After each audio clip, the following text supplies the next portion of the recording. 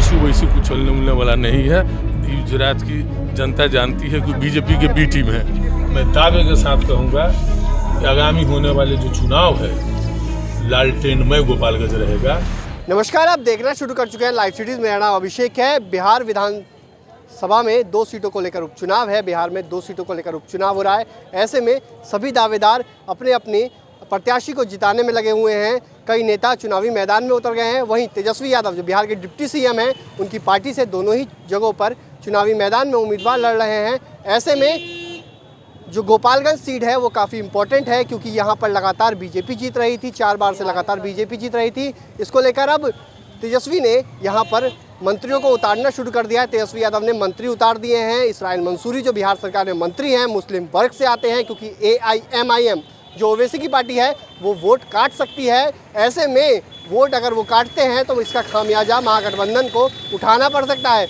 ऐसे में जो वहाँ के मंत्री हैं लगे हुए हैं, इसराइल मंसूरी जो मुजफ्फरपुर से काटी के विधानसभा क्षेत्र से विधायक हैं और बिहार सरकार में मंत्री हैं, वो लगातार उस इलाकों में जनसंपर्क करने उतर चुके हैं। मुस्लिम बहुल इलाकों में जा रहे हैं, लोगों से, सभी इलाकों में जाकर लोगों से अपील कर रहे हैं कि मोहन गुप्ता जो RJD से प्रत्याशी हैं, उनके समर्थन में वोट मांगने में जुटे हुए हैं।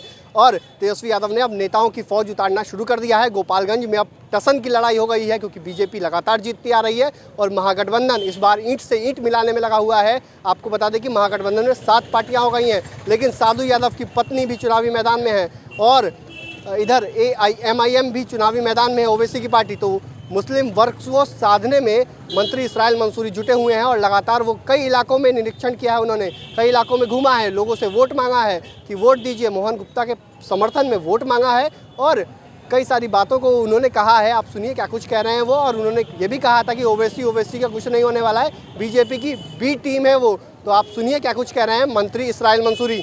आज हम गोपालगंज में हो रहे उपचुनाव के संदर्भ में कई पंचायतों का दौरा किया है। खास परसौनी, नवादा परसौनी के विभिन्न गांवों में हमने दौरा करने का काम किया है और सभी वर्गों के लोगों के बीच में जो हमने महागठबंधन के प्रति जो उत्साह देखा है, मुझे लगता है कि रिकॉर्ड टूटेगा गोपालगंज विधानसभा का।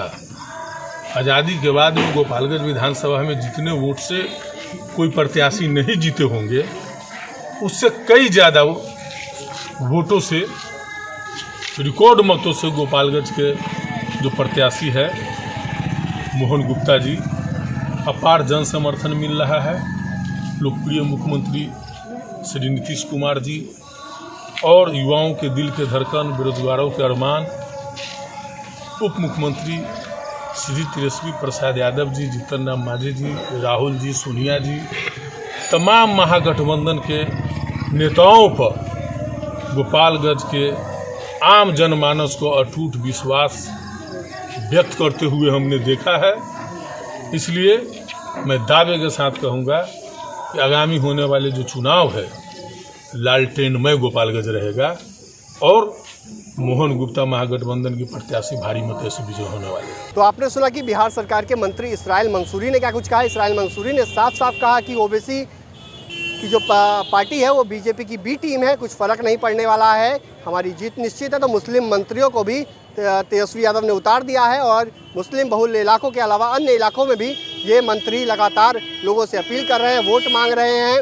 आपको बता दें कि 2 सीटों को लेकर बिहार में उपचुनाव है, गोपालगंज और मोकामा, और टसन की लड़ाई है दोनों ही सीटों पर। कोई किसी से कम नहीं है और एक दूसरे पर देखते हैं कौन भारी पड़ेगा, ये तो चुनावी नतीजे बताएंगे। लेकिन तेजस्वी यादव जो बिहार के डिप्टी सीएम हैं, राष्ट्रीय जनता दल के सारे लोग उतरे हुए हैं, महागठबंधन उतरा हुआ है और गोपालगंज में टसन की लड़ाई है। ऐसे में देखना दिलचस्प होगा कि कौन जीतता है।